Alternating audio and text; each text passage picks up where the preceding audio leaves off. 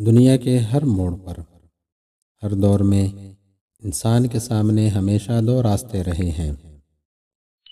ایک وہ جو سچائی، ایمان، قربانی اور اصولوں کا راستہ ہے، اور دوسرا راستہ وہ جو مفاد، خود غرضی اور وقتی فائدے کی چمک سے لبریز ہے۔ مگر سوال یہ ہے کہ ہم بحیثیت قوم آج کس راستے پر کھڑے ہیں؟ ہم نے جب پاکستان حاصل کیا تو ہمارا نعرہ لا الہ الا اللہ تھا۔ یہ وہ راستہ تھا جس پر چلنے کا وعدہ ہم نے اپنے رب سے کیا تھا۔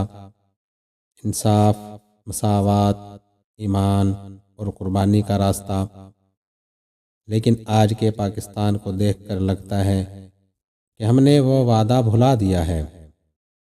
ہم نے ایمان کو عقیدے تک محدود کر دیا ہے اور عمل سے خالی دل و دماغ لے کر دنیا کے پیچھے دوڑ رہے ہیں۔ ایک راستہ وہ ہے جو حضرت عمر رضی اللہ تعالیٰ عنہ، صلاح الدین ایوبی رحمۃ اللہ علیہ اور محمد بن قاسم جیسے کرداروں نے چنا، جہاں ضمیر کی آواز قانون سے اونچی تھی، جہاں قوم کا درد ذاتی مفاد سے بڑا تھا، جہاں حق کے لیے سر کٹ جاتے تھے مگر جھکتے نہیں تھے۔ اور دوسرا راستہ وہ ہے جس پر آج ہم چل رہے ہیں، جھوٹ، دھوکہ، لالچ اور خود غرضی سے بھرا ہوا۔ ہم نے اپنے ضمیر کو سلا دیا ہے اور اپنی آنکھوں پر دنیا کی چمک کے پردے ڈال دیے ہیں۔ ہم ہر روز سنتے ہیں کہ قومیں تعلیم، تحقیق، نظم و ضبط اور اخلاق سے بنتی ہیں، مگر افسوس ہم نے ان میں سے ہر چیز کو مذاق بنا دیا ہے۔ سچ بولنے والا دیوانہ کہلاتا ہے، اصولوں پر چلنے والا بے وقوف، اور جو نظام کے خلاف بولے اسے دشمن سمجھ لیا جاتا ہے۔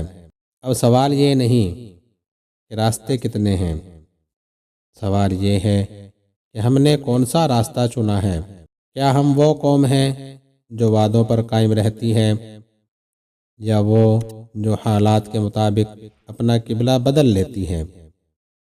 وقت گزر رہا ہے، تاریخ لکھی جا رہی ہے، اور ایک دن یہ پوچھا جائے گا کہ جب ایمان اور مفاد میں سے انتخاب کا وقت آیا تھا تو تم نے کس کا ساتھ دیا تھا؟